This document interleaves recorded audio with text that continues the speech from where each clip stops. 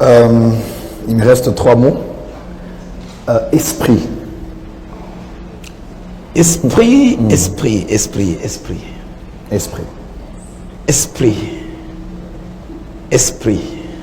Vous voulez vraiment qu'on y aille?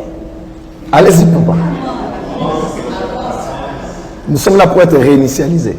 Parce que l'esprit, c'est l'essence de toute chose et même du matériel. Le verset est l'un des versets, pour ne pas engendrer des débats inutiles, l'un des versets le plus important de la Bible est Hébreux 11, verset 3. Malheureusement, il est ignoré. Je crois même, s'il m'est permis de faire ma théologie à moi, je vais classer Hébreux 11, verset 3, juste après Jean 3, verset 16.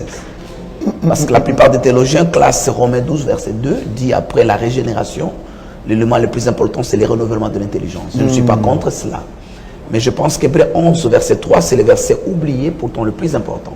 Le texte dit, c'est par la foi que nous croyons que des choses que nous voyons viennent de celles qu'on ne voit pas. Et lorsqu'on parle de l'invisible, c'est le monde de l'esprit. Au fait, l'esprit est la matrice du matériel. C'est là où le matériel est conçu. C'est là où le visible est conçu. Et une fois engendré, il se manifeste.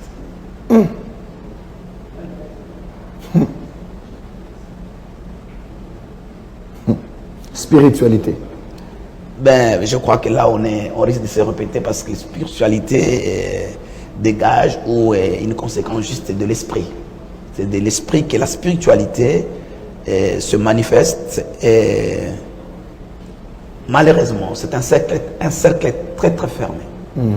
Et je vais peut-être vous décevoir pour dire qu'il y a très peu de chrétiens dans ce cercle de la spiritualité. Très peu de chrétiens. Les chrétiens sont bibliques, ils aiment Dieu, ils prient. Mais lorsque vous allez dans l'univers de la spiritualité, il y a beaucoup plus, en termes d'humain bien sûr, parce que la spiritualité c'est tout un monde. Si vous me permettez, en fait il y a des systèmes qui sont en confrontation, en hostilité, et la terre s'avère être leur théâtre des opérations. Le premier système c'est ce qu'on appelle le royaume de Dieu, le deuxième système c'est ce qu'on appelle le monde. L'un et l'autre font partie de la spiritualité. Et la terre n'est que le théâtre des opérations de ces deux mondes en confrontation. Je reviens dans ce que je disais. Lorsque vous allez dans la spiritualité, malheureusement, vous trouvez très peu de chrétiens. À part des esprits mauvais, bons, par exemple, la Bible dit Michael et ses anges combattirent contre les dragons et ses anges combattirent. À part tout cela, tous ces esprits, parmi les humains qui sont admis dans les concerts de la spiritualité, malheureusement, il y a très très très peu de chrétiens. Vous voyez, une fois c'est le prophète Michée. Michée dit, je vis Dieu tenir son conseil.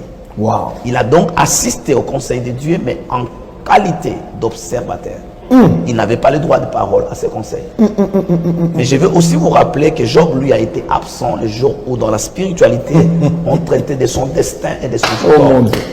Et le vrai problème de Job, vous pouvez dire tout ce que vous voulez, c'est le fait d'avoir été absent là où un conseil s'est tenu à son propos.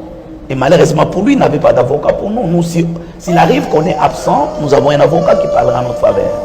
Tout s'est décidé, tout le reste là n'est que des conséquences qu'on essaie de gérer. Job était absent dans les conseils de la spiritualité, c'est tout ça son problème. Je vais vous donner la preuve, c'est que lorsque ces déboires commencent, Job n'a fait que parler des déclarations de foi comme nous aimons, Job a fait toutes ces choses, rien n'a changé. C'est seulement vers la fin que la Bible dit Job pria pour ses amis. Et lorsque Job prie, au fait, la prière le conduit dans le domaine de la spiritualité où tout a commencé. Et c'est alors que la Bible dit Dieu commença à restaurer Job. Je ne suis pas en train de dire que la prière vous conduit tout de suite. C'est la prière dont Jésus parle, en esprit et en vérité. Cela veut dire simplement que ce sont des esprits qui prient dans l'esprit de la Bible. La vérité, c'est l'esprit de la Bible. Quand Jésus dit vous adorez le Père en esprit et en vérité, il veut dire que c'est une affaire des esprits. C'est des esprits qui doivent adorer Dieu, mais ils doivent le faire dans l'esprit des Écritures. Donc c'est, malheureusement, je plains ça, il y a trop peu de chrétiens. Michée avait beaucoup de prophètes en son temps. Michée dit, je vois Dieu tenir son conseil, et Dieu arrête un plan. On veut tuer Akab. Comment on fera? Puis un esprit lève son doigt et respectueusement dit, moi je propose quelque chose, je vais jurer sur la terre, je vais me transformer en esprit de prophète, de mensonge dans la bouche de ces prophètes. Et puis finalement, parce qu'on ne vous empoisonne pas dans un coca, si vous n'aimez pas le coca. On doit savoir qu'est-ce que vous aimez. On ne vous empoisonne pas. On n'utilise pas le coca si vous n'aimez pas le coca lorsque vous vous empoisonnez. Non. Et puis, comme Michel aimait des prophéties, l'esprit dit, juré dans la bouche de l'un de ces prophètes, je vais me transformer en esprit de mensonge. Vous voyez que le prophète là n'est pas un faux prophète, parce qu'il y a la différence entre un faux prophète et prophétiser faussement. Quelqu'un peut être un vrai prophète, mais il prophétise faussement. Quelqu'un d'autre peut être un faux prophète. Celui-là était un vrai prophète, mais il a été instrumentalisé par un esprit mauvais, mais qui est venu au ciel. Au ciel, il y a des esprits mauvais, pas par leur nature, mais par des missions qui leur sont assignées. Comme celui qui est venu tuer le premier-né dans le pays d'Égypte, c'était un esprit mauvais, un esprit de mort, dont sa mission les classifie dans cette catégorie-là. Donc, si vous me permettez de faire une invitation à l'église, il y a beaucoup plus de païens qui font partie du conseil de la spiritualité que des enfants de Dieu.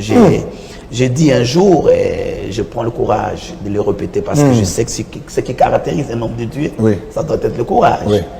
Si vous prenez juste ma ville où je vis, Kinshasa, je crois que les prêtres catholiques sont de loin beaucoup plus spirituels que les pasteurs pentecôtistes, charismatiques et de mouvements de réveil.